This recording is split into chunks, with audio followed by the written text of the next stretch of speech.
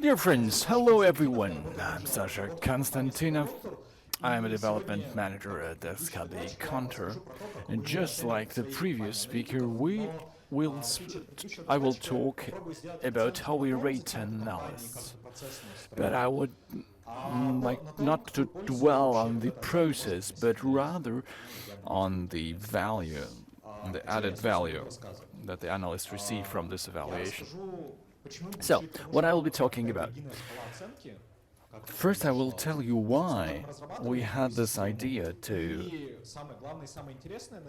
use a unified scale, how we did this system, and how should the analysts be developing.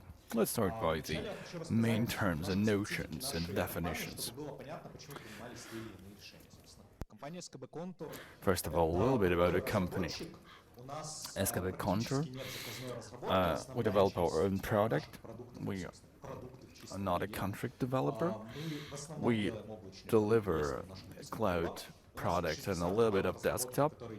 60 development teams, 100 teams, over 1,000 developers sitting in different cities in a matrix structure. But the main thing is that we do our own product. We're not a product developer, so we're more product-oriented, product development-oriented. System analysts. These are called system analysts, but they are actually analysts as such.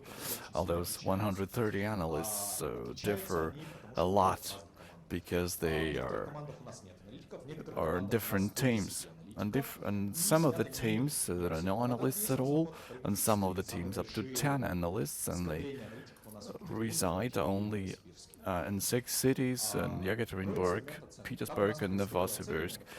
We have the highest concentration of analysts. Now, how do we rate our employees? We have some of our employees who are on different functions, and every employee has some sort of a product in work.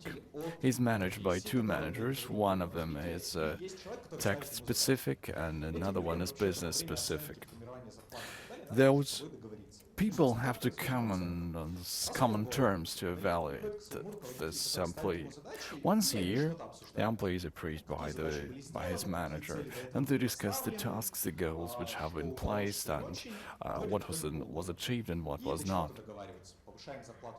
And then they come to common terms if he or she receives a raise or a different grade and so on. Next, the employee was coming to the head of the analytical department. The manager came to the head of the analytical department and tried to agree on common terms. This sometimes caused repeated iterations. This is not transparent for the employees, and sometimes it led to numerous iterations. Although, when we had 30 analysts with a smaller team, this was relatively easy. But after reaching 100, this has become really challenging. Apart from this, we have some different reasons as well, some other reasons for the grading. Everyone loves the raise, so we need to raise the pay based on some reasons. And we have different teams with different profile. We have some legacy products, which is very product specific, and we have young startups where the analysts has to adapt himself quickly. We also have highly technical teams who write the infrastructure, code the infrastructure for the different project. So this is a third profile for the analyst, where he or she has to have technical competences. Sometimes analysts also have to change competences, and when you change from the startup to the technical team as a senior, you actually are a junior in the technical team. But analysts love to change to another domain without a decrease in the pay. And so we have to determine where the analysts can find the corresponding team. For the analysts themselves, this is a way to build a career path more than for the coming 6 months. So this is a long-term planning. So we first needed to determine how we want analysts to be on our team. After setting the goal, we try to figure out how this happens. We have a corporate university, and so we came to the guys and told us we want to rate analysts. The decision was that the scale should not be done only by the seniors and the managers. So we contacted the whole department and brainstormed the scale collectively. They just needed to remember what they do on a daily basis and what competences they make, and so they helped us shape a list of competences of what the analysts do every day. Why it was beneficial for us? First, since everyone was part of the process, they started to trust the scale, because they really saw that they will be evaluated in a way they came up with. And at the same time, they also split the competences into 8 groups. Analytical competences are competences on how the analyst can identify a problem. So these are basic skills. Proposing solutions and so on. The technical skill is how the analyst has a technical background, can work with databases. Then comes the expert skill set, how deep he's in, how good is in a domain he's making it. The mentorship is about the mentorship of trainees and onboarded employees. Communication is all about how the employee can conduct meetings and gather requirements. Information presentation is about writing the text for a specific target group. It's quite obvious that news and technical specification has to be written in different languages. Personal competences. These are competences which are hard to develop, hard to evaluate, but they should be inherent to every analyst. Every analyst has to have empathy, has to strive for development. This is something which is already in the person when we hire it. And then we have 2 management categories. The first is all about processes, is spotting weak spots and proposing improvements for the processes. And the second management block is about people, the ability to offer ways for improvement to the actual people, to the actual employee, not about the communicating in a single meeting, but in a long-term perspective. Since we split up the competences into those 8 groups, we assigned a team to every category of the competences. Next, we determined 5 different levels. Normally, these are 3 levels, but the analyst should be graded in a more granular way, we think. And here's what we had on the wall. All the stickers were classified according to those categories and competence levels. Now, horizontally, these are the blocks. Horizontally, these are the levels, and vertically, those are the competence categories. Some of the skills start only with from the middle level, and others start from the junior. So here's the table. Here's what we came up with. First, what we did is we digitized it. We added it into the Google Docs and wanted to try it out on all the employees. It really did. It really did much in line with the expectations of others. But then we had a different problem. This is what we've made it during a brainstorm. We are relaxed in the same context. But the notions that we have written are not always understandable, as it turned out. The most rampant example was about the competences thinking systematically. And it turned out that it can be expressed with other competences, structuring information, identifying the most important notions, and paying attention to detail, telling hypotheses from facts, taking contexts into account, user context, his or her own context, providing the required level of detail. So we don't have this skill or competence of thinking systematically, but we have a number of other competences which make up this one. So this is the draft that we've compiled in Google Docs. We have over 70 rows, and Google Docs, this is only an excerpt, what you see on the screen.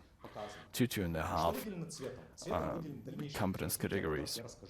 The colors signify the possibilities, the opportunities for further development. As it often happens in real life, the employee can do nothing, but his authority keeps growing. And so we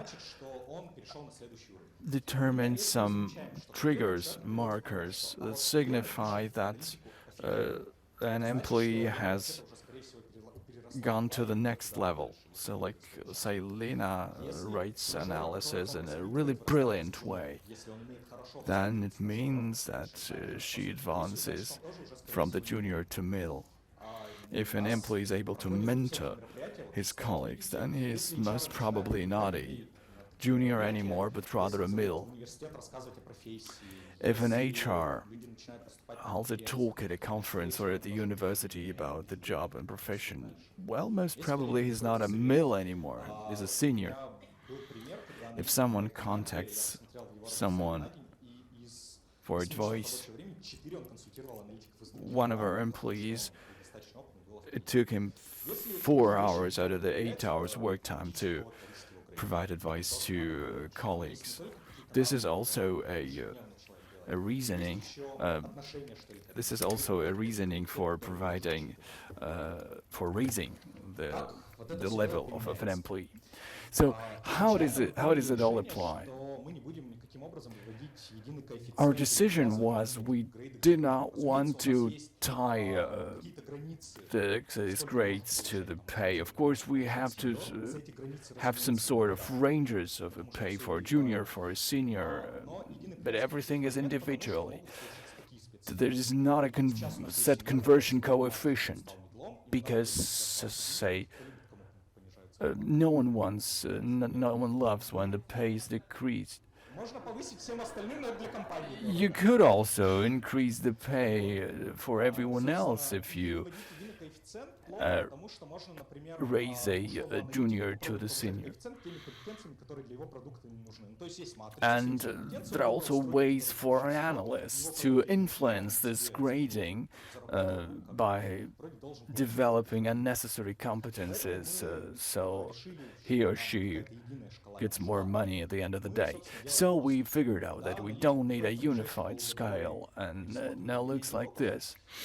At a yearly appraisal, the manager, together with the manager of the department, rates the employee across the whole matrix. If it's a junior, we only discuss the competences of his or her level. So we use common sense to reduce time needed. And this is quite stressful for the employee as well. And we also set goals. We tell him, you want to be senior, so you have to invest into developing this or this technical or communication skills.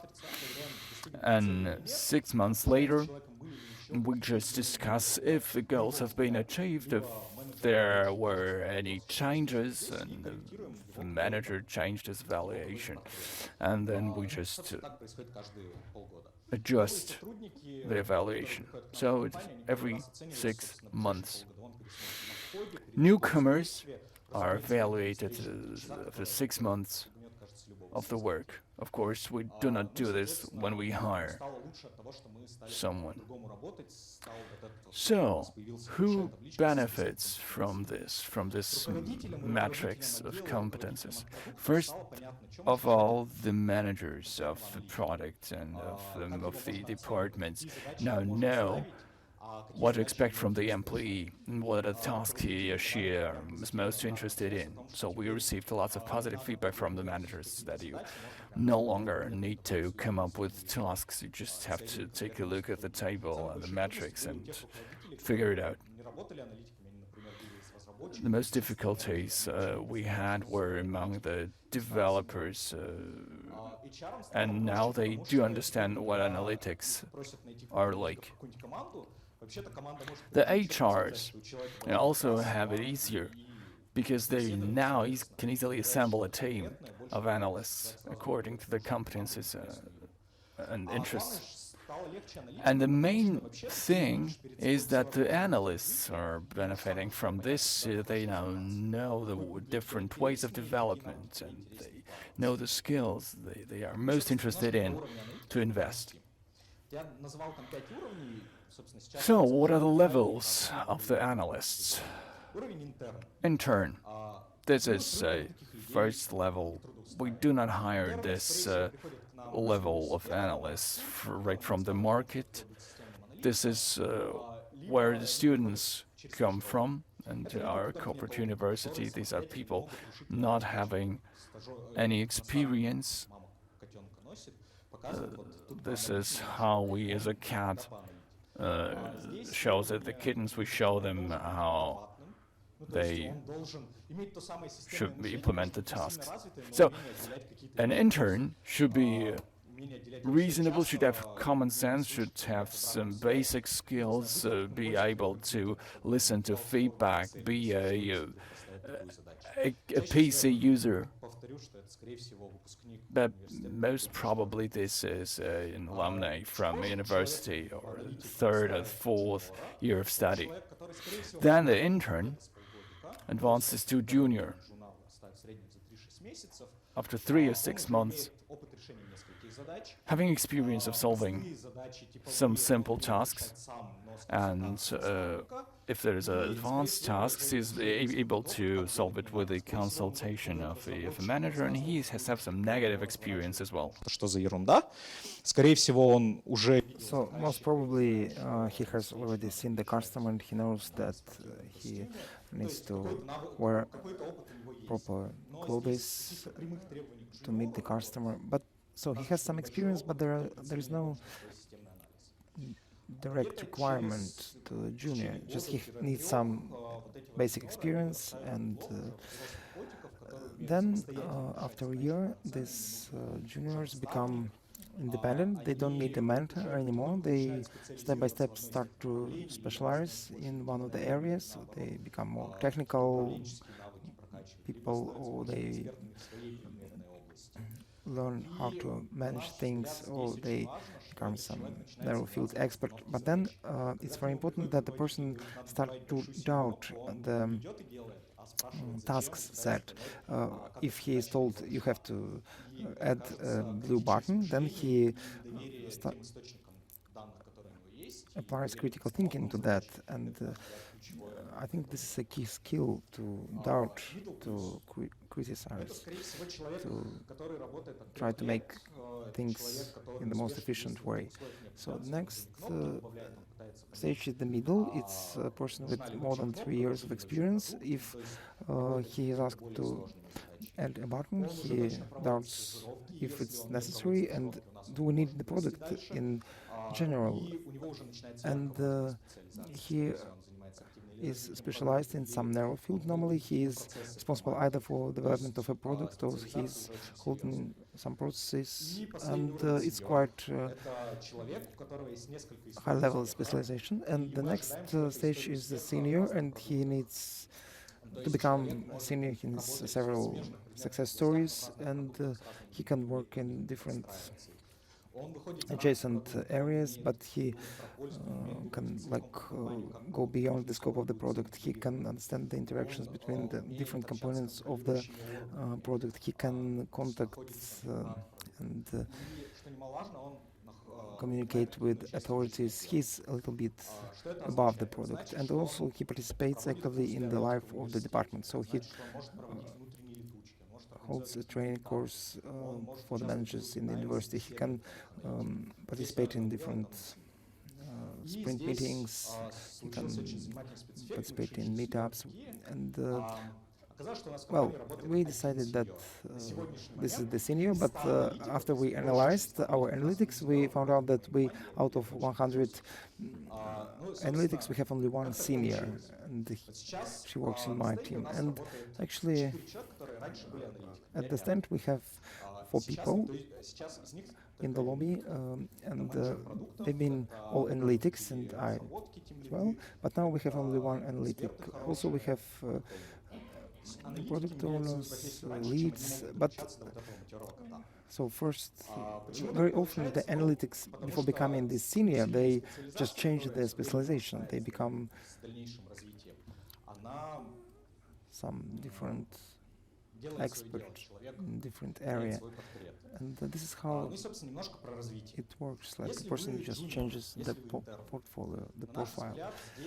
So what shall we do? If you're an intern, you have to not to focus on some special skills you want to acquire, but just try to read all the reports. For example, after this Analyst Days, just read all the presentations, read books about analytics, and try to get as much training as possible to develop as many skills as possible. I think at the level of a junior, the analytic has to train his muscles. He has to grow muscles. He has to get broad experience and get a lot of knowledge which he will be able to apply in the future. As far as the middle is concerned, I told you about his narrow specialization, and in our company, middle at some point of time has to decide what he wants to do next. He can become a product owner. This is one of the options. So how to become is to communicate with the customer, to collect metrics. But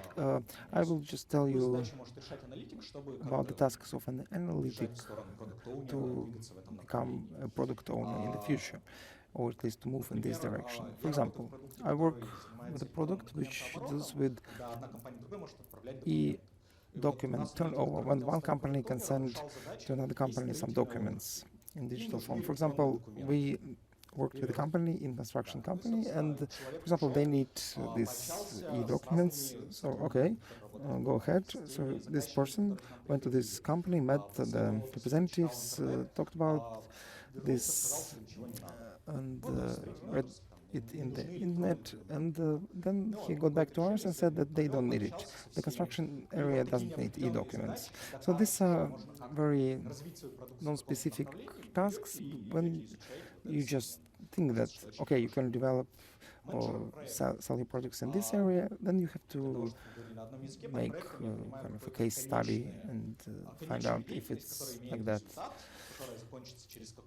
in the real life. So this person has to be able to settle complex tasks, communicate with new people. For example, the tax authority makes a new system of e-signatures. Then analytics from our company goes to all the teams and discusses who will fulfill these new requirements, when. So he has to organize this interaction with other teams, organize work in his own team, control the timing, communicate with other people. The PM needs to do all that. And the team lead, well, we have a specific role in company, team lead, and also we have development manager. So this is the person who doesn't have any business objectives within the project, but he has to distribute the processes within the team, like Scrum, not Scrum, issuing tickets, testing, and etc. So development of people and building processes within the team, like discretization of the processes, not of the profession. So how can we do it? So you have to contact the tester and try to understand what will help them in resolving their tasks, participate in the process of hiring of people, try to understand what motivates people to resolve the tasks in the most efficient ways. And at some point of time, you will be a person who will be expert in developing, training your staff. That would be very useful. And after listening to my presentation, just think what is interesting to you. You communicate with customers, you make terms of reference. So what is interesting to you? Are you most fond of running all over the place and controlling the timing, the schedules, or are you interested in motivating people, hiring people, interviewing them, and you have to just understand your scope of interest and what does your company need, because some companies don't need or don't have product owners, and if they don't have a need, so probably you can become a good product owner. Or if your company needs a good product manager, then you can discuss with your management this opportunity. Or I think that if you want to develop, if you want to improve your skills and to progress, and you offer to your manager something they need, I think they will support you. Hope that it was useful for you. And we have a stand on the matrix of competencies. If you want, you can go there, try to assess your skills, and get some recommendations on how you can develop in future. Thank you for your attention. So thank you for the presentation. My question is, for example, we get together with the analytics in your company, and then you check his skills. So, and for example, there is a problem. The analytics says that he has developed the skill, but your assessment says that he doesn't. So what would you do as a manager? So if analytics says that he has developed it, improved it, so he has to give an example where of the real case where he implemented his skill, used it, and if it was not very efficient, we can involve the head of the analytics department as a referee, and he's an unbiased person, like a third party, who can also assess the quality of the task fulfillment. Of course, if we cannot settle it together, two of us, then we can involve the third party, an independent party. Well, I've never encountered this situation. I would do that, but I've never had this situation in my practice. Good afternoon. Can you recommend, so if we use metrics management of various teams, when various analytics participate in cross-functional teams, and they can be involved not 100% of the time, but still the team leaders give feedback on their work, right? Well, for example, there are two products developed by a team, and analytics helps them to develop it. Well, that's clear. But for example, analytics sometimes needs to do somebody else's work. When he is told to fulfill some task that is not his scope of reference. But well, this is a specific situation. I cannot give you some general recommendations. We have to look at an individual case.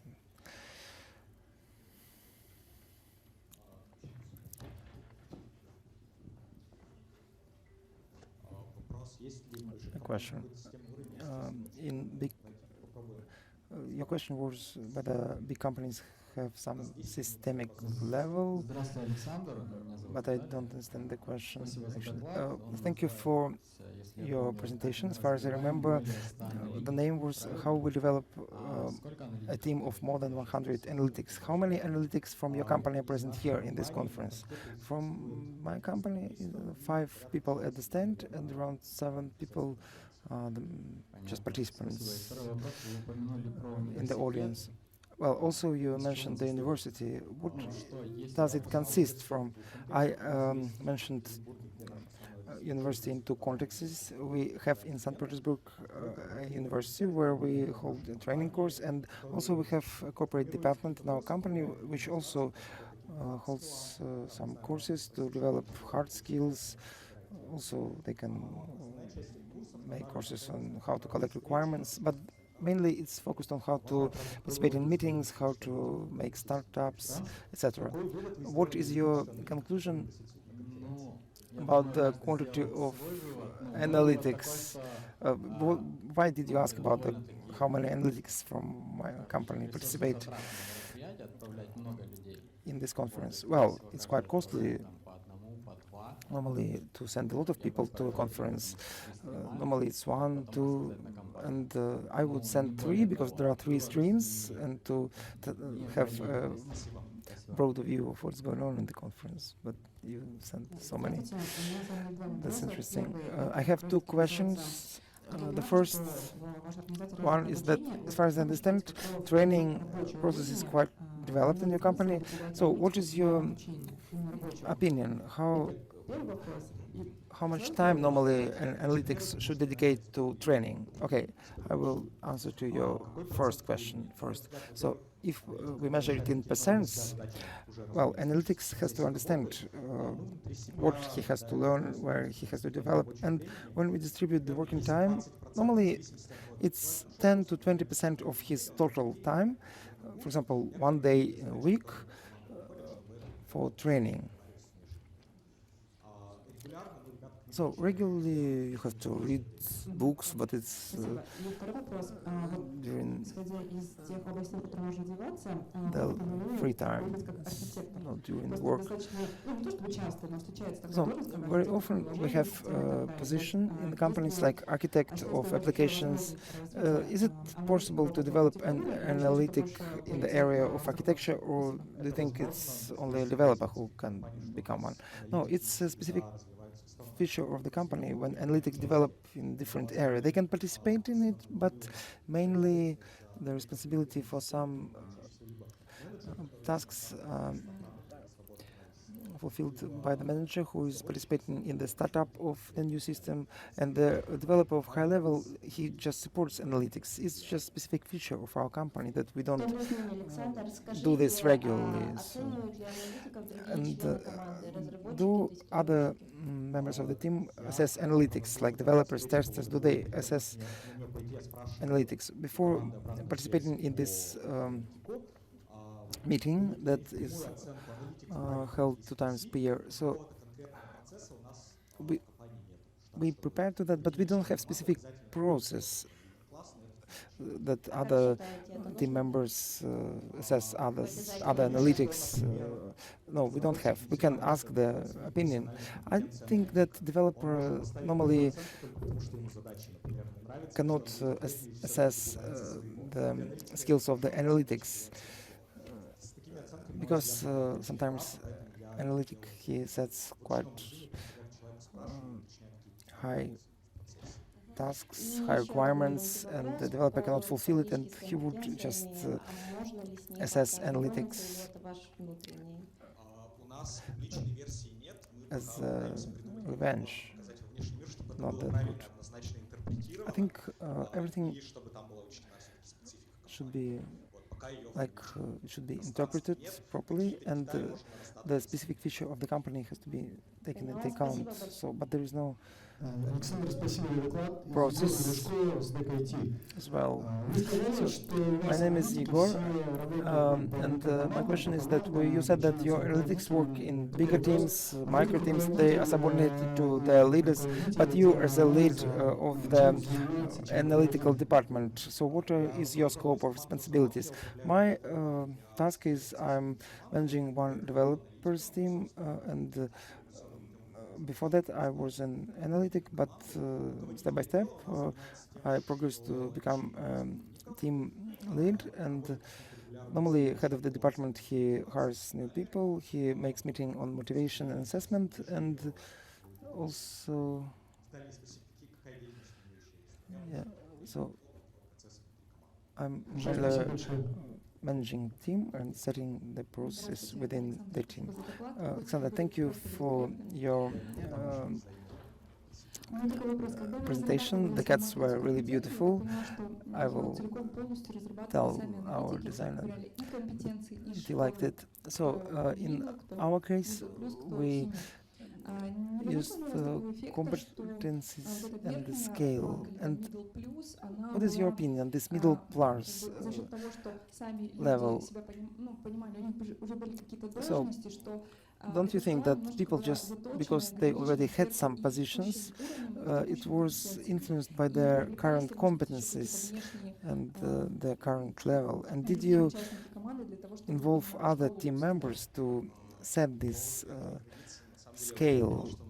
I told you about the senior, that we have only one senior in our company, so we cannot really say whether his position influences the scale. But well, I think we'll have a couple of more soon, and we'll see whether the current position and skills influence the scoring. No, I started to participate in this metrics as an analytic, and now I'm a manager, and we have a lot of cases like that when department heads also participate in this process, and when we develop this scale, we make test runs, we involve various employees. But as far as I understand, you work, you use agile in your work, right? But do you use sprints or Kanban?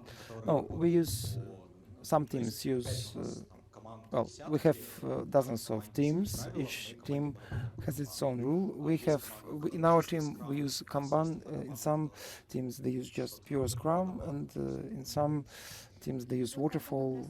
So it's different. Well, we also use Kanban, and do you estimate specific tasks fulfillment, or some specific teams, or some specific team members, or do you estimate the task, not the whole process, but separate components of the process, separate tasks, whether you fulfilled the specific tasks properly? Well, do you mean feedback on the specific tasks? Yes, it's product management, product development.